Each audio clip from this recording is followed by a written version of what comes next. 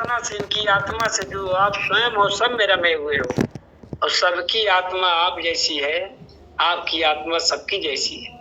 आप ही एक आत्मा के रूप में सब में हो, एक ही रूप सब में बसा रमा हुआ है।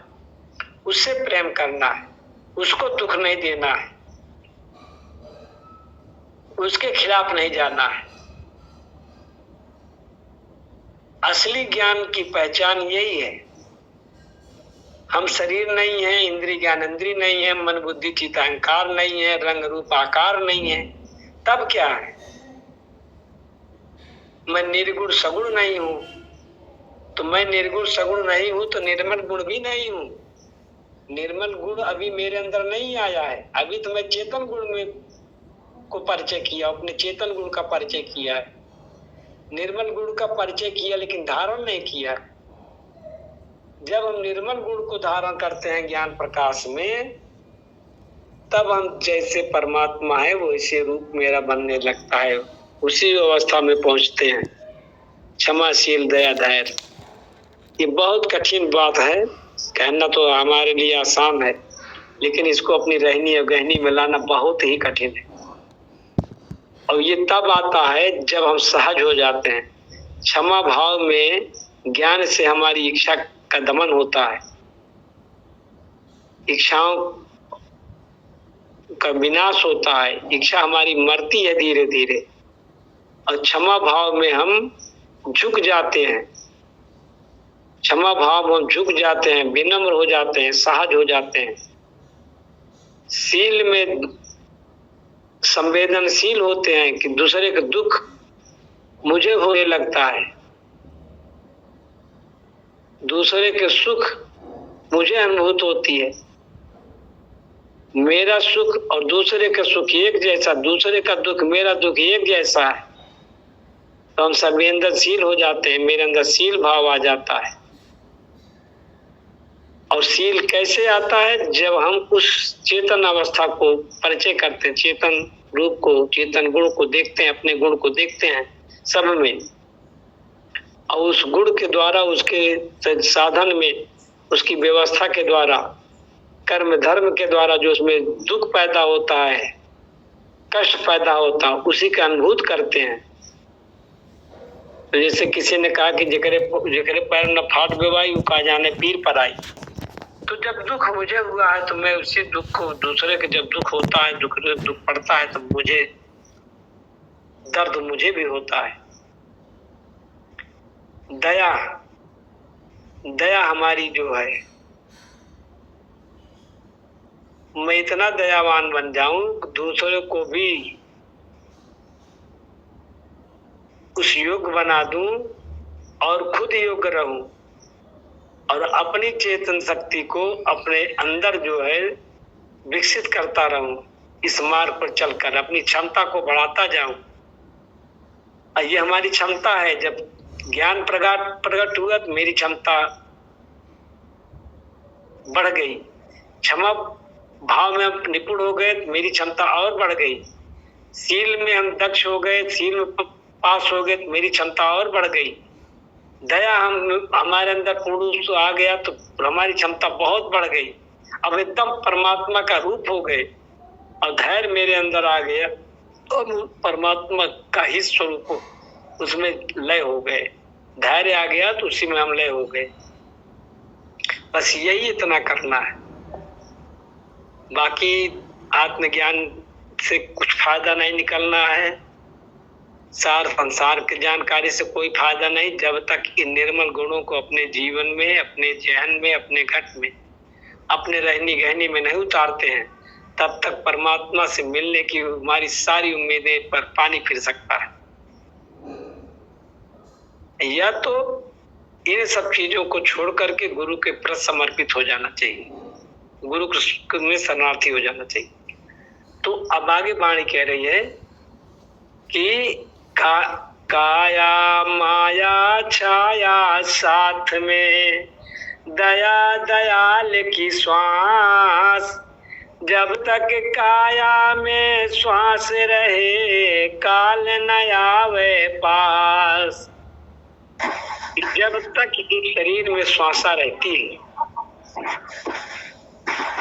श्वासा का भेद हम समझ गए तो काल हमारा बाल बांका नहीं कर सकता है। और श्वासा से हम अलग रहे, श्वासा को मिल रही भले, लेकिन हम श्वासा से अनभिज्ञ, श्वासा की क्षमता को, श्वासा की शक्ति को छोड़कर तीर्थ व्रत में, कर्म धर्म में उलझ गए। पाप पुण्य भैया किस मूड पे मीट करिए भैया, आवाज आ रही हमारे तरफ सुनाई के सारे भैया। तो ये चीजें जो है, जो लोग कहते हैं आत्मज्ञान आत्मज्ञान आत्मज्ञान, आत्मज्ञान हुआ नहीं है।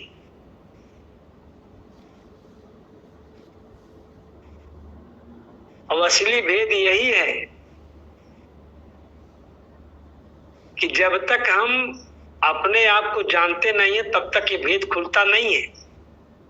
और ये जो श्वासा मिल रही है, ये श्वासा जो है भोजन पानी, ये जो है शरीर के लिए है, जीव के लिए है, ये जीवन है, जीव का जीवन इसी से है। लेकिन आत्मा का जीवन जो है श्वासा है, आत्मा का जीवन जो है भजन है, सुमिरन है, सत्संग है, ज्ञान है।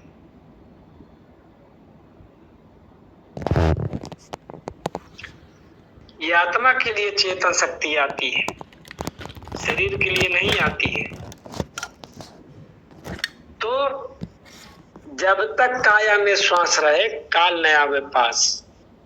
जब तक ये श्वासा जितनी परमात्मा ने दिया है, गिन कर दिया है, उतनी पूरी करनी पड़ती है। उतनी श्वासा के अंदर में अपने जीवन को सुधार लेना, संवार लेना है, जान लेना है, पहचान लेना है, और इसी श्वासा की डोर को पकड़ लेना है। ये श्वासा की डोर कब पकड़ेंगे? सोहम में रहे, सोहम जपेंगे नहीं पकड़ पाएंगे, अजपा जपेंगे नहीं पकड़ पाएंगे, सतगुरु सतनाम जपेंगे नहीं पकड़ पाएंगे, राम जपेंगे नहीं पकड़ पाएंगे, ओम जपेंगे, ओम जपेंगे नहीं पकड़ पाएंगे। क्योंकि ये जो श्वासा बाहर चलती है, दिखता है कि श्वासा आ रही जा रही, ये श्वासा जो है संसार की माया, मन और माया इसके बीच में लुटेरे हैं, लूट ले रहे हैं। ये गली में बैठे हुए हैं और ये अनमोल धन जा रहा है अंदर। ये आत्मा के लिए ये अनमोल खजाना जा रही, लेकिन ये बैठ करके बीच में ही बैठे हैं लेके हथियार, लूट ले रहे हैं, तुरंत लूट ले रहे हैं। और लूट करके अब बता रहे हैं कि हम सोहम हैं, जो तुम हो वही मैं हूं। ये कह रहे हैं आओ जाओ, जन्म लेना, जीवन जीना और मृत्यु को प्राप्त होना। अजपा ये कह रही है, ये कह रहे हैं ना जो तुम हो, दोनों भ्रम में डाल रहे हैं। अजपा कह रही है आओ जन्म लो और जीवन जी लो, जियो और मृत्यु को प्राप्त हो जाओ। तीन खंड में आ जा पा, आओ जन्म लो, जीवन जियो और मृत्यु को प्राप्त हो जाओ। अजपा का संदेश है।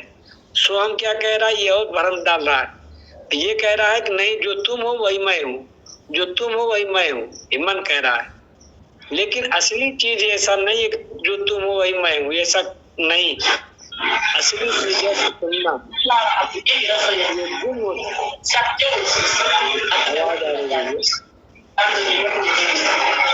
आवाज आ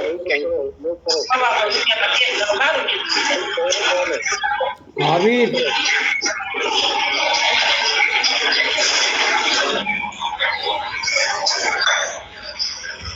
मनोहर जी आत्मा का आवाज आ रही भैया। मनोहर म्यूट कर लो तब। अब हो गया। तो ये जो है, ये दोनों के चक्रमात तक बड़े बड़े समझ नहीं, बड़े बड़े ऋषि मुनि, बड़े बड़े योगी जोगी इसी को साध रहे हैं। सोहम को, एकोहम को। कई बार कबीर वाणियों में भी आया कि ओहम सोहम सत कबीर, पांच तत्व की बनी शरीर। ये सारे लोग वहीं से आए हैं जहां तत्व से।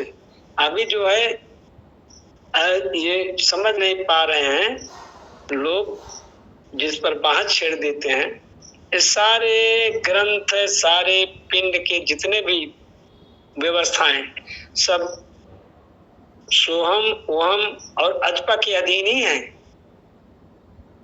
निर्गुण सगुण के अधीन ही है। इससे दूरी, इससे कोई अछूता नहीं है। आत्मा भी इसी के अधीन है। तो हमारी असली जो डोर है, मकर तार है जिसको कहते हैं, जो झीना मार्ग है, सूरत का मार्ग है, वो है जब हमारी श्वासा इंगला पिंगला से वंचित होती है, इंगला पिंगला से दूर होती है, अपने मूल रूप में आती है, तो श्वासा नहीं, तभावा नहीं। यहाँ तो खींचने में, जाने में, आने में लगता कोई हवा जा रही है, ऐसा नहीं। फिर ये हवा कहाँ चला जाता है?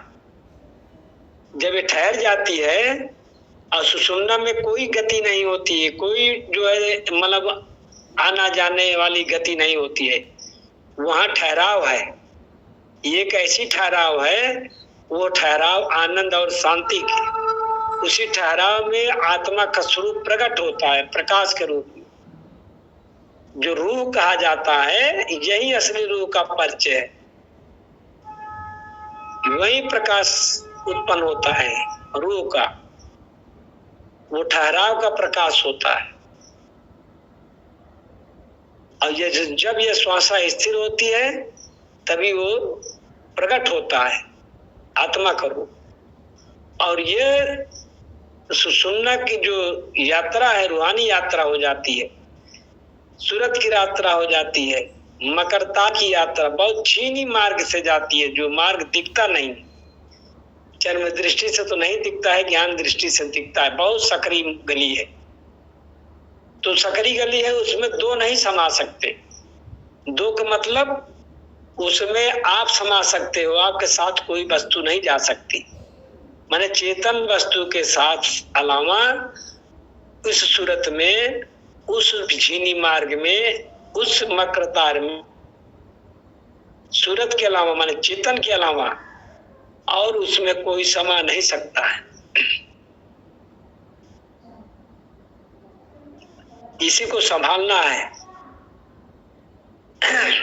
अब ये जो है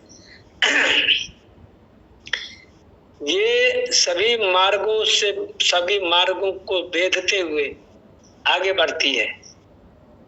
और जब ये सभी मार्गों को भेदते हुए जब आगे बढ़ती, जब सतलोक पहुंचती है, तो सतपुरुष भी इसको रोकता है, इस चेतना को। क्योंकि चेतना का जो आत्माओं का मालिक है, जो आत्माओं का भंडारी है, जो जितनी आत्माएं, बीज और आत्माएं, जो भी चीजें, व्यवस्थाएं संसार की, सब उसी के पास, वो भी रोकता है। लेकिन वो इतनी ताकतवर होती है, एक इसको पहचान जो ज्ञानी लोग देते हैं, वहां भी ठहरती नहीं है चेतना। उसी के बगल से जो है निकल जाती है, जो गली उसको मिलती है, सतलोक की गली, जिसको उसको भी कहा गया बहुत सकरी गली है, बहुत सूक्ष्म दरवाजा है। तो रंध द्वार को नहीं भेदती है, वो रंध द्वार को नहीं भेदती है, वहां जाती है जहां तीसरा तिल सुषुम्ना का जो असली पड़ाव है, और जो तीसरे पर्दे का, तीसरे तिल का और तीसरी नाड़ी का जहां संगम होता है, वो कौन है? वो तालु के ऊपर उसका मार्ग है। मैं बता दे रहा हूं क्योंकि मैं कोई चीज छिपाता नहीं हूं। वही इसका मिलन होता है, वही परमात्मा भी मिलता है, वही ये सारी चीजें, बातें वही होती हैं। ऐसी बातें होती हैं कि कहता सब कुछ है, सुनता सब कुछ है, और सुनता वही है जो उसका, उसके जैसा होता है, और उसके जैसा जो नहीं है, उसकी आवाज, उसकी बात वो सुन नहीं पाता है।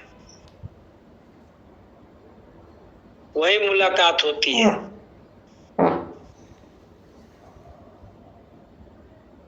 और जो लोग ये इस भ्रम में हैं कि मुझे रंध्र द्वार से निकल जाएंगे,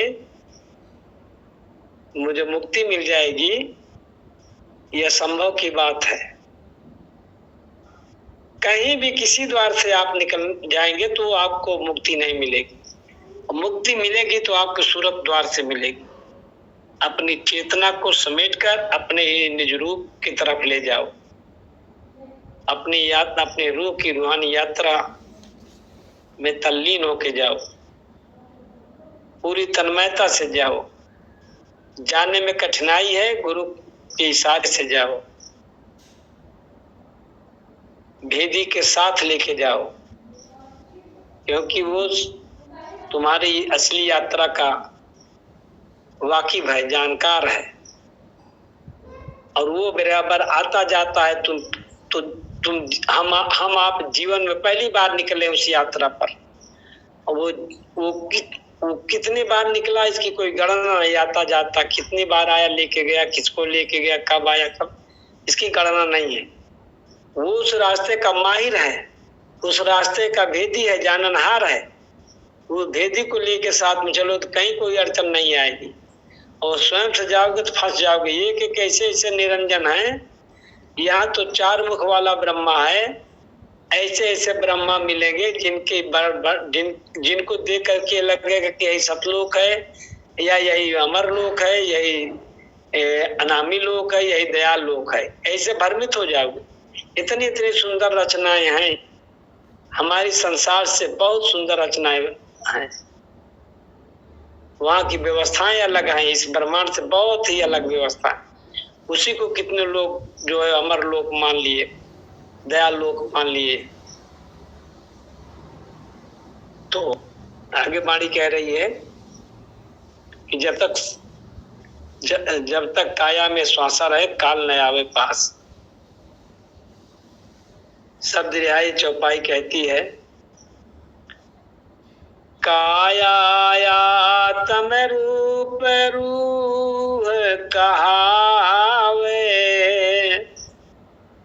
काया तम रूप रूह कहावे, माया काया की ऊर्जा से धावे।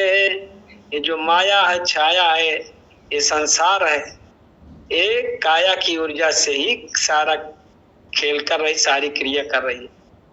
इसमें स्वयं की कोई ऊर्जा नहीं है, स्वयं की इसकी कोई अपनी चेतना नहीं है, अपनी शक्ति नहीं। इतनी शक्ति है छाया, काम क्रोध मद लोभ अहंकार विषय विकार, इसकी अपनी शक्ति है। लेकिन इसकी शक्ति अब इसकी क्रिया में कोई सहायक नहीं। ये काया की शक्ति से, चेतना की शक्ति से कार्य कर रही है ये माया और छाया। तेरी शक्ति से प्रगटाया कासा, शब्द हुआ यहाँ तत् प्रकाशा, गुण अवगुण तत् का रूपा, रंग रूप यही आकार स्वरूपा। निर्गुण आकाश है वायु समाना, अग्नि हुआ जल जीवन जाना, हाड़ मास चाम यह भूम घोरी, निर्गुण ब्रह्म यह सगुण अघोरी। श्रेष्ठ प्रकृति दुई धई के रूपा, प्रगट कीन रंग रूप अनूपा। यह माया बहु विकट है भारी, माया नारी। मन हुआ पुरुष माया हुई नारी, ताकर भेद नहीं जाने ब्रह्मचारी। सतपुरुष यही मन ही कावे, आद्या के संग यह जग में धावे। यही गुदरी के सब करें बखाना, काया का भेद कोई बिरला जाना। काया फंसी माया के माही, माया फंसी मन की परछाई। सूर्य की पत्नी पृथ्वी है छाया, शनि देव जस बलिपूत कहाया। नौ ग्रह 27 नक्षत्र कपिंडा, आकाश निर्गुण ब्रह्म कयंडा। शब्द रूप में प्रगट आकाशा, चेतन पाए बहु कीन तमाशा। फंस गई काया माया के माही, भूल गई खुद की प्रभुताई। काया माया से मैली हुई भाई, निर्मल रूप गई खुद को भुलाई।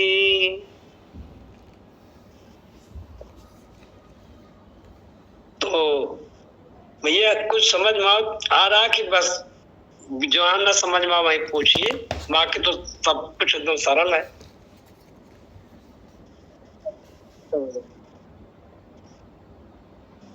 कि माया जो है, माया के से काया मैली हो गई। और हमारे सभी संतों ने इशारा तो किया है, लेकिन इतना स्पष्ट नहीं किया।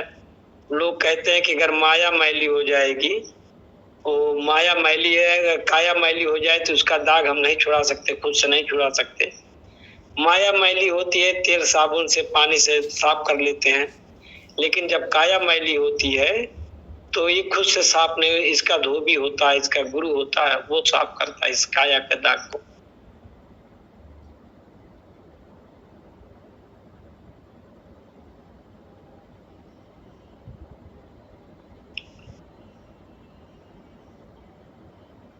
काया दाया और दयाल, ये कही रूप स्वरूप।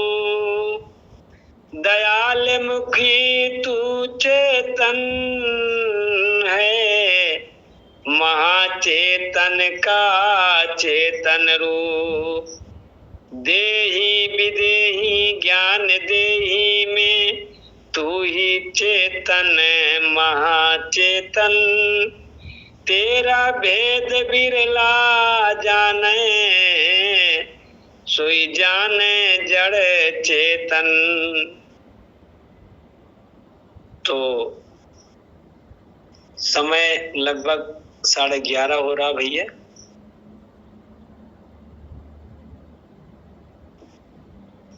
तो कबीर साहब ने कहा कि अलग पुरुष ने किया विचारा, लख 84 धागा धारा। 3 गुणन से ठाढ़ी कीनी। उन्होंने कहा कि अलग पुरुष ने किया विचारा। उसने जो है में 5:25 कैसे कुछ कहा है। तो उन्होंने माया ज्ञान गुदड़ी को कहा कि माया के जो माया के रूपी शरीर है, इसके ज्ञान के लिए कहा, लेकिन उसमें जो है उन्होंने काया का वर्णन कहीं नहीं किया। ज्ञान गुदरी में काया का वर्णन उन्होंने नहीं किया। बहुत अच्छी अच्छी बात उसमें बताई कि सुमत का सृजन हीरे से बहुत, हम तो पूर्ण ज्ञान पढ़े नहीं है, कहीं न कहीं बताया है, इशारा अच्छी किया है, लेकिन काया का वर्णन नहीं किया है। माया का वर्णन किया है। माया के बारे में कहा कि अलग पुरुष ने विचार करके इस माया रूपी शरीर को बनाया। तो और काया गुदरी में जो है, इसमें माया का भी वर्णन है, छाया का भी वर्णन है और काया का भी वर्णन है। जड़ का भी वर्णन है, चेतन का भी वर्णन है और महाचेतन का भी वर्णन है। काल का वर्णन है, दयाल का वर्णन है, मन का वर्णन है। सबका भेद इसमें खोला गया।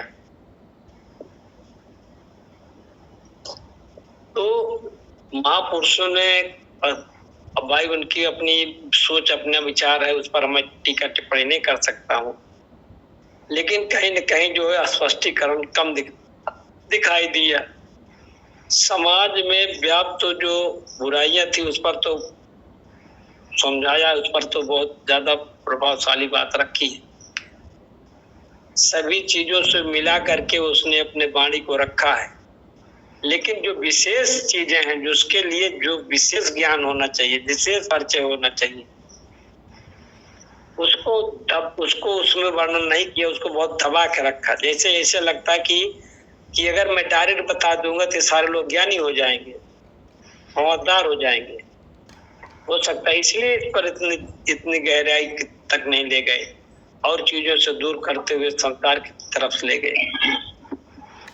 तो किसी के भी, आप जब भी वाणी पढ़िए, अगर आप लोगों के पास कोई ग्रंथ हो किसी संत महापुरुष, उसको रख लीजिए और उसके बाद दयाल मुखी वाणी रख लीजिए, कहीं से भी किसी तरह से रख लीजिए और दोनों को पढ़िए, देखिए दोनों में जो है क्या क्या फर्क दिखता है। बहुत फर्क दिखता है। जब मैं खुद एक वाणी अनुभव करके लिखता हूँ, उसको जल्दी लिख लेता हूँ क्योंकि भूल जाता हूँ, और उसके बाद जब कहीं कोई चीज मिल जाते तो उससे टैली करता हूँ तो बहुत कुछ होता है, तालमेल नहीं खा पाता है। हमें जो है वो लोग बहुत दूर से घुमाते हुए ले आए हैं। तब तक हमारा जीवन ही, उतने समझते कि हमारा जीवन ही हो सकता, जीवन नीला ही समाप्त हो जाए। तो इसीलिए ये सरल नहीं, ये कठिन हो गया।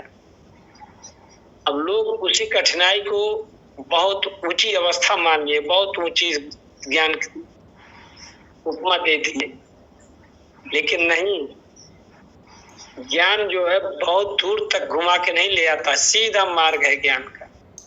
ज्ञान जहां आप हैं वहीं प्रकट हो जाए, वही सब कुछ जानकारी हो जाएगी। ये तो बुद्धि का काम है, बहुत दूर तक भटकाते हुए, बहुत दूर तक यात्रा कराते हुए, इतनी लंबी यात्रा कर दे बुद्धि, दिमाग, विवेक, कि ताकि जो है आप वहां उस राह पर, उस बुद्धि के राह पर फंस गए तो फिर दोबारा न लौट के पीछे आ सकते हो, न आगे जा सकते हो। जैसे वही छुछुंदर की, सांप और छुछुंदर की दशा, कि सांप अगर छुछुंदर को ले तो मर जाए और उसको उगल दे तो अंधा हो जाए, तो न इधर का रह रहा हो रहा न उधर। ठीक इसी तरह से महापुरुषों ने कर दिया कि जीवन की आखिरी श्वास है, उससे भी इतना दूर कर दिया कि लगता है कि इस जीवन में उस श्वास तक, आखिरी श्वास तक हम नहीं पहुंच सकते, इतना दूर कर दिया। जीवन में इतना अभ्यास बता दिया, जीवन में इतना योग बता दिया, जीवन में इतने जप तप बता दिया, जीवन में इतना साधन बता दिया, इतनी जुक्ति बता दिया, इतना ध्यान समाधि बता दिया, किसी में पूरा, और उस ध्यान समाधि में उलझ गए तो फिर ऐसा लगता है कि फिर हम न वापस आगे बढ़ पा रहे हैं, न पीछे ही आ पा रहे हैं। न मुझे अनुभव हो रहा है, न मुझे जो है शांति मिल रही है, न मुझे आनंद मिल रहा है, न मैं इधर खो रहा हूं, न उधर खो रहा हूं। आप करके देखें, मैं भी करके देखा हूं तमाम साधनाओं को, कुछ मिला उला किसी को है नहीं, लेकिन एक बार इस सहज समाधि में आइए, ज्ञान की समाधि में, तो आपको तुरंत से अनुभव चालू हो जाएगा,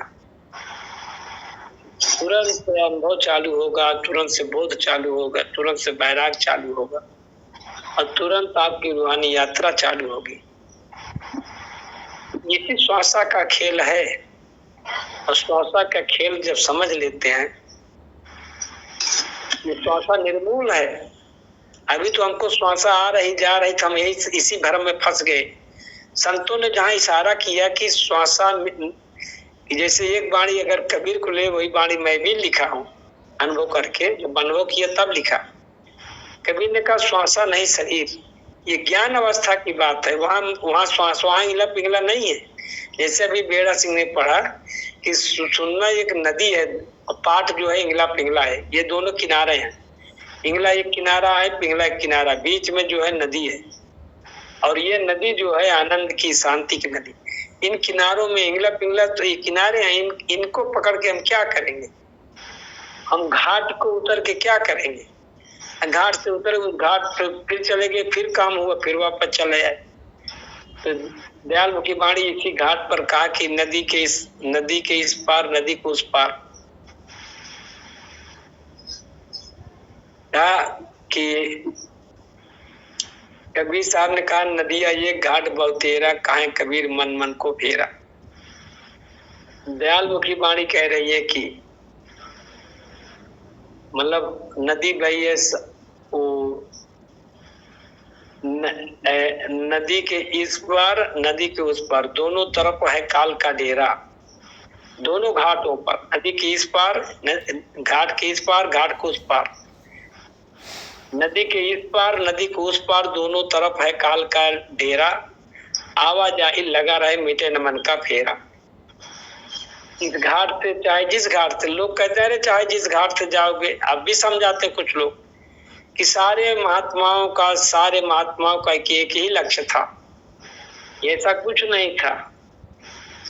उसके लक्ष्य में कभी कोई परिवर्तन नहीं, जो चाहे जैसे पर लिख पहुंच जाए, नहीं, ऐसा कुछ नहीं है।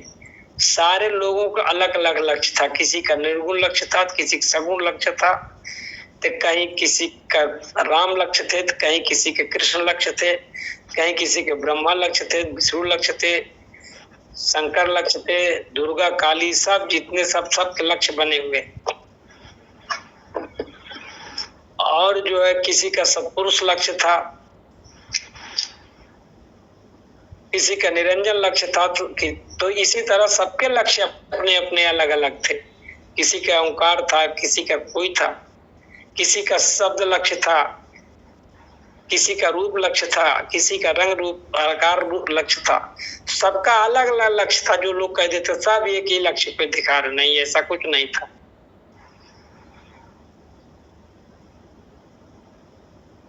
जिसको चेतन और महाचेतन, जिसको महाचेतन लक्ष्य बन जाए, जिसको निरत लक्ष्य बन जाए, जिसका निरत लक्ष्य बन जाए, महाचेतन लक्ष्य बन जाए, वो निर्मलाकार निर्गुण लक्ष्य बन जाए, वो भवसागर को पार हो सकता है।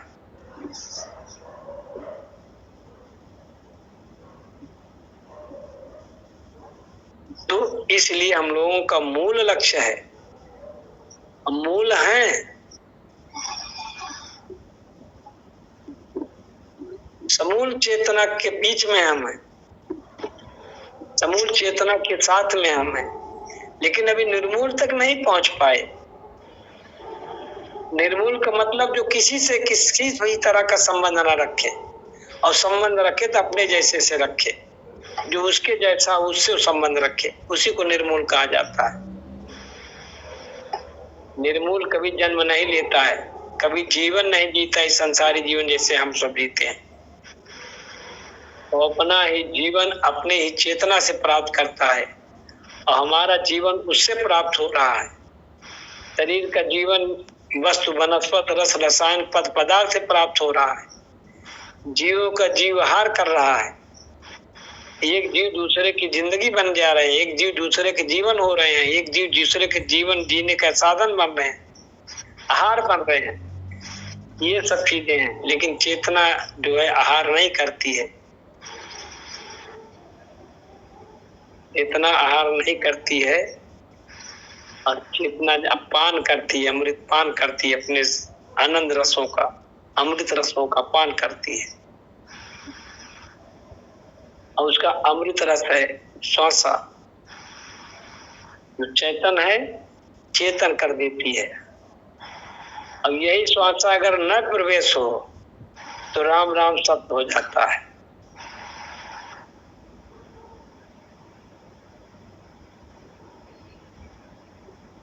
अभी राजेश भैया आए थे तो बता रहे थे कि प्राण वायु जो है, अब उनको ये नहीं पता था कि चेतन श्वासा एक है, चेतन एक है, श्वासा भी एक है, लक्ष्य भी उसका एक है, चेतन लक्ष्य, माँ चेतन लक्ष्य। और प्राण वायु 10 है तो 10 खंड में हो गई, तो जब खंडित है 10 खंडों में है, एक है ही नहीं, तो कैसे हमारी श्वास, हमारी ये सार वस्तु है।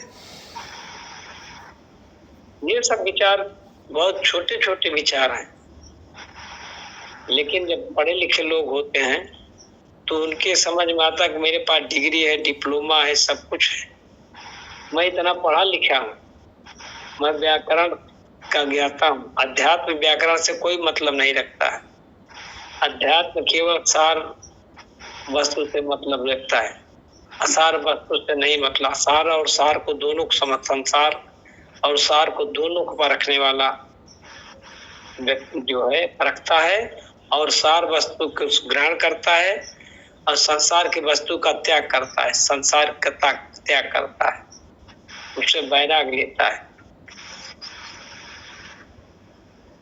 तो यही है भैया, समय लगभग 12 का होने जा रहा है। आप लोगों से चाहेंगे कि चलें, दवा खाना है।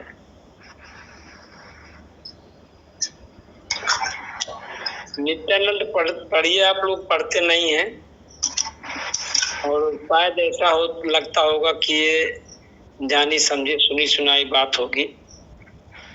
आप लोग देखिए, ये ग्रंथ जितने हैं सब सरल हैं, सरल शब्दों में हैं, और पढ़िए, हंस विचार पढ़िए, उसमें भी बहुत सरल शब्द हैं, जो कठिन शब्द हैं उसको भी सरल कर दिया गया है, उसका भावार्थ दिया गया है। पढ़िए, जीवन के छोटे छोटे कथाओं के रूप में समझाया गया है, वो वास्तविक घटना है, क्या वास्तविक कथा है, उसमें कोई मिलावटीपन नहीं है, और जो कुछ हमारे जीवन में घटा है उसी का अनुभव है। इसलिए पढ़िए आप। 26 की पूरी हो चुकी है, विनोद जी कह रहे थे 5-7 वाणी या 28 एपिसोड डाल रखी है आपने, तो वो पढ़ेंगे, उसके बाद ये अंश विचार भी रही, दोनों का जो वाणी की जगह ये पढ़ा करेंगे, विचार किया जाएगा। बिल्कुल बिल्कुल यही करना है भैया। और देखिए, मैं एक चीज जो अभी जो है वो सरबजीत हरजीत फोन किया था दोपहर में, वो कह रहा था कि जो है सृष्टि के बारे में, फिर उसने जो है जब बताया तो कहा ऐसा तो कहीं है ही नहीं, और लगता यही सही है। हमने कहा लगता नहीं, यही सही है, लोगों ने जो भरपा रखा है ये सब गलत है। कहा नहीं यही सही, वो भी कहा कि यही सही है। तो कहा कि अब लोग आते हैं आपके यहाँ से सुन करके, तो यहाँ तो कहते हैं कि भाई बहुत से ग्रुप हमने देखा है, और ग्रुपों में हम लोगों ने देखा लड़ाई झगड़ा हम ही लोग कर लेते हैं, और लोग कर लेते हैं, लेकिन वहाँ नहीं होता। वहाँ जो करता है उसको हटा देते हैं, जो वहाँ अपना ज्यादा दिमाग चलाता है उसको हटा देते हैं। तो वहाँ ये भी है। अब हम लोग हट गए, हम लोग पछता रहे हैं। यहाँ कोई न ज्ञान चर्चा होती, वही ग्रंथ, जब देखो जिधर देखो वही ग्रंथ, और वो इसको मना करते हैं।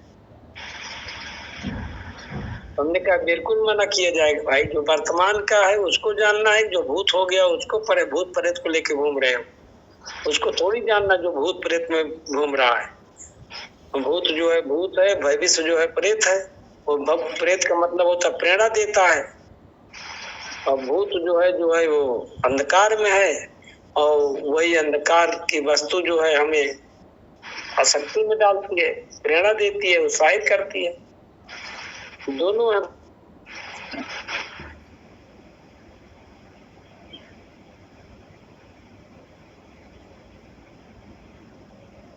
अभी किसी ने नहीं ऐसा प्राप्त कर पाया पूरी दुनिया में, कोई ऐसा अभी आज तक जो उसने पढ़ा है वो गुरु करके पढ़ा है, उसने पढ़ा है तो गुरु करके पढ़ा। पहले गुरु उसको जो है वो दृष्टि देता है, क्षमता देता है। अभी देखिए, अभी ध्रुव जी महाराज जी का एक प्रश्न आता है। तो जब ध्रुव जी गुरु नहीं किए थे तो उन्हें अपनी अपनी अवस्था में पहुंचने के लिए जो है बहुत ही कठिनाइयों का सामना करना पड़ रहा था। तो उनको हम याद तो नहीं है, उनको भी जो है गुरु कर सकता पड़ी। उन्होंने गुरु खोजा। जो गुरु खोजा तो फिर गुरु के माध्यम से जो उनको ज्ञान प्राप्त हुआ उनकी कृपा से, तब जाकर ध्रुव महाराज जो है ध्रुव कहलाए। तब जो है चमकने लगे। बाकी उनके अंदर कोई जो है चेतना का विकास नहीं हो पाया था। तो संसार में गुरु, अब यहाँ भी तुलसीदास ने कहा कि अगर कोई शंकर के समान समर्थवान हो जाए, तो शंकर जी के समान कोई अगर ज्ञानी हो जाए, रहनी गहनी वाला हो जाए और गुरु नहीं किया है, तब भी उसके जीवन में अंधकार आ जाएगा। और ये सब नहीं कि गुरु के अंश गुरु जो होना चाहिए, जो वास्तव में सच्चा भेद, वही गुरु होना चाहिए। गुरु बदलना, गुरु को समझ करके अगर बदल देते हैं जीवन आपका है, कोई दोष नहीं है। चाहे वो दयालमुखी हो चाहे कालमुखी हो, जब तक सही गुरु न मिले तो दयालमुखी लिखने से असली गुरु परिचय नहीं हो जाती है। दयालमुखी वो होते हैं, उस गुण का परिचय होना चाहिए, उस रहनी गहनी का, उस ज्ञान का परिचय होना चाहिए। शरीर का, रंग का, रूप का, आकार का, धर्म का, मजहब का, पंथ का, जाति का परिचय नहीं करना है। ज्ञान का परिचय होना चाहिए, रहनी गहनी का परिचय होना चाहिए, तब वो जो है दयालमुखी है। नहीं तो दयालमुखी नहीं है, कालमुखी है।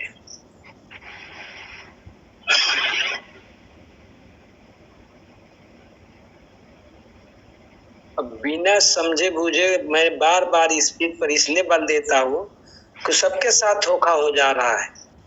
ये जीवन व्यर्थ चला जाएगा अगर गुरु सोच समझ के नहीं पकड़े ना, तो फिर वही 84, वही पिछली चीजें फिर दोहरा दूंगा, पिछली दुख फिर गले के हार बन जाएगा। इसलिए गुरु को बहुत समझ बूझ के जब पकड़ लोगे ना, समझ बूझ के, तो फिर चाहे जैसा हो जाए समझ लीजिए कि फिर छूटेगा नहीं, और छूटेगा भी नहीं, और हम छोड़ेंगे भी नहीं। अगर सच्चा गुरु मिल जाएगा ना तो छोड़ेंगे भी नहीं और छूटेगा भी नहीं। और ये तथाकथित गुरु लोग जो स्वयं को बता रहे हैं कि हम बहुत आगे से पार कर देंगे, तो खुदे बेचारे, इनको तो माया इतनी बुरी तरह से घसीट के मार रही है कि इनकी औकातें खत्म कर दे रही है। लेकिन फिर भी ये जो है अपने आप को एकदम श्रेष्ठ, सर्वशक्तिमान, सर्वश्रेष्ठ सदगुरु बता रहे हैं। तो उसके साथ धोखा हो रहा भैया, इस धोखे से बचना है। हम लोगों का जीवन सौभाग्य मिला है, इस जीवन को सुधारना है, इस साधन को सदुपयोग करके इसके लक्ष्य तक पहुंचाना, इसी साधन से यही ध्यान देना है। बाकी तो हम लोग दयालमुखी है ही, आपस में बैठ करके सारी चीजें विचार विमर्श करेंगे, कल्याण की बात सोचेंगे, मानव समाज का हित कहाँ है उस चीज को सोच करके लोगों को बीच वो चीज पहुंचाएंगे। जो हंस होगा, जो समझदार होगा, वो शरणार्थी होगा, वो मुक्त होगा, ज्ञानी होगा, आत्मज्ञानी होगा और भक्ति करेगा। और जो नहीं होगा वो तो उसके लिए कुछ नहीं, उसको बताना भी नहीं। बहुत ज्यादा प्रचार प्रसार से कोई मतलब नहीं। भीड़ बहुत ज्यादा हो जाए, मुक्ति एक आदमी को उसकी सेवा न कर सके तो हमारे सेवा का क्या महत्व निकलेगा? कुछ नहीं। इससे अच्छा तो निगुरा बन के रहता, तब भी ठीक था। हमारे ज्ञान से उसका ज्ञान कहीं नहीं गया, निगुरा ही रहा। लेकिन यहाँ गुरु करने के बाद अगर हमारे अंदर कोई परिवर्तन नहीं होता है तो समझ लीजिए कि फिर इससे भयंकर अंधकार फिर जीवन में वही आएगा जो चारपाई से हम लोग उठ पाएंगे। टट्टी पेशाब के बीच में जैसे पशुओं जैसा हमारा जीवन हो जाएगा, उसी मलमूत्र में जीवन बिताएंगे, जबरदस्ती बिताना पड़ेगा। आत्म ज्ञान होता है ना तो सब ये सब करने के अंतर्गत नहीं आता है। तो शुद्ध होकर के समझ जाता कि मेरा सब कुछ ठीक है, कोई चीज गड़बड़ नहीं। तो ऐसी वाणी के साथ मैं अपनी वाणी को विराम देता हूँ। आप लोगों को उसके बाद जय दाता स्वामी गुरु, जय दाता स्वामी गुरु जी, कोटि कोटि दंडवत प्रणाम गुरु जी। क्या हुआ, दवा बनाए? कुछ ये नहीं उसके लिए, कुछ ये नहीं।